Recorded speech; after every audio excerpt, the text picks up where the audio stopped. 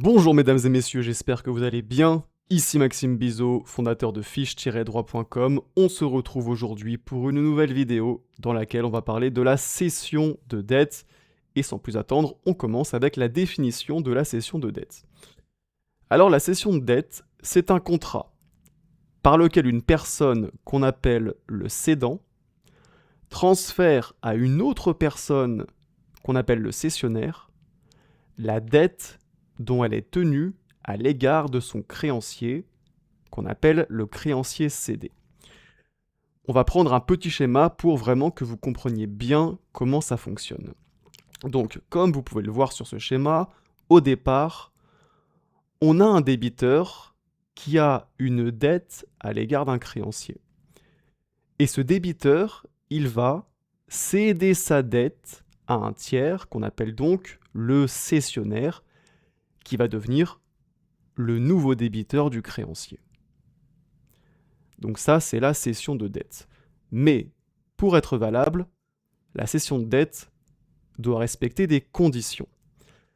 Premièrement, elle doit respecter les 3 conditions de validité communes à tous les contrats. Et oui, parce qu'effectivement, la cession de dette, c'est un contrat, en l'occurrence un contrat entre le débiteur cédant et le débiteur cessionnaire. Et donc, puisque c'est un contrat, elle doit respecter les 3 conditions de validité qui sont communes à tous les contrats et qui sont donc le consentement des parties, donc en l'occurrence le consentement du débiteur cédant et du débiteur cessionnaire, leur capacité de contracter et un contenu licite et certain. Ensuite, et ça vraiment c'est très important, la cession de dette nécessite l'accord du créancier cédé. Un débiteur ne peut céder sa dette qu'avec l'accord du créancier cédé. Alors pourquoi est-ce qu'il faut l'accord du créancier ? Parce qu'effectivement, on sait que pour ce qui concerne la cession de créance, le créancier il peut céder la créance qu'il a à l'égard de son débiteur sans avoir besoin de l'accord du débiteur cédé. Alors pourquoi est-ce que dans le sens inverse, pour ce qui est d'un débiteur qui cède la dette qu'il a à l'égard d'un créancier, pourquoi est-ce que là, on a besoin de l'accord du créancier cédé ? Eh bien, c'est pour la raison suivante. Lorsque vous êtes débiteur, lorsque vous avez une dette à l'égard d'un créancier, finalement, pour vous, la personne du créancier n'est pas très importante. La seule chose qui compte, c'est que vous devez quelque chose. Vous devez de l'argent, par exemple. Et peu importe à qui vous devez rembourser cet argent, la personne du créancier n'est pas importante pour vous. En revanche, dans le sens inverse, lorsque vous êtes créancier, lorsque vous avez un débiteur qui a une dette à votre égard, et bien là, la personne du débiteur, elle est importante pour vous, parce qu'effectivement, il y a des personnes qui sont plus ou moins solvables.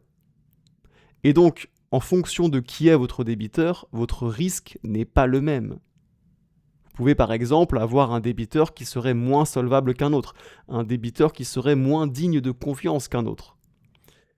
Et c'est pour ça que pour la cession de dette, le débiteur a besoin de l'accord du créancier. Il faut que le créancier accepte d'avoir un nouveau débiteur.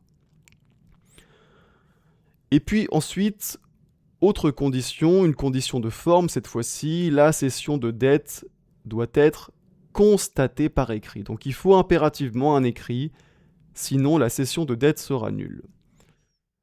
Et donc voilà, pour être valable, la cession de dette doit respecter l'ensemble de ces conditions.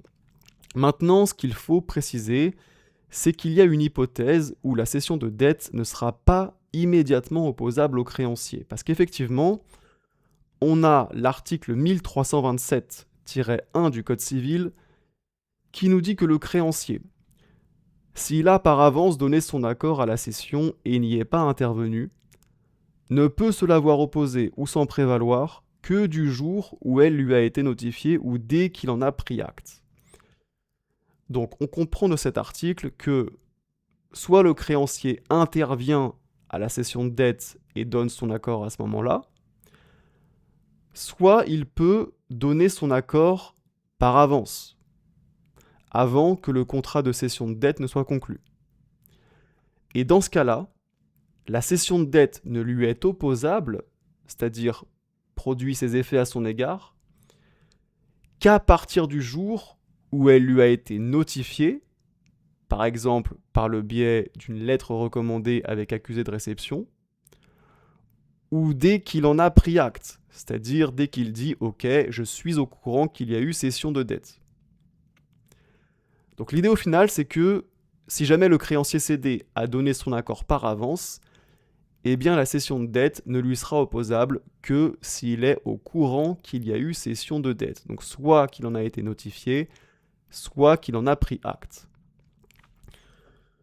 On va maintenant passer aux effets de la cession de dette, mais juste avant, petite parenthèse, sachez que si vous voulez réviser efficacement et bien comprendre cette matière difficile qu'est le régime général des obligations, vous avez dans la description de cette vidéo mon pack de fiches de révision en régime général des obligations, qui comprend 20 fiches de révision, qui sont claires, qui sont synthétiques, et qui résument parfaitement le régime général des obligations. Donc si vous voulez mettre toutes les chances de votre côté pour avoir de bonnes notes dans cette matière, n'hésitez pas à aller faire un tour dans la description de cette vidéo pour télécharger ce pack de fiches. On reprend donc avec les effets de la cession de dette. Alors en premier lieu, la cession de dette a un effet translatif, c'est-à-dire que la dette va être transmise du patrimoine du débiteur cédant à celui du débiteur cessionnaire. Donc effet translatif de la cession de dette. Et puis il y a un autre point très important dont il faut qu'on parle, c'est le sort du débiteur cédant. Donc ici, soyez vraiment très attentifs parce que c'est vraiment important.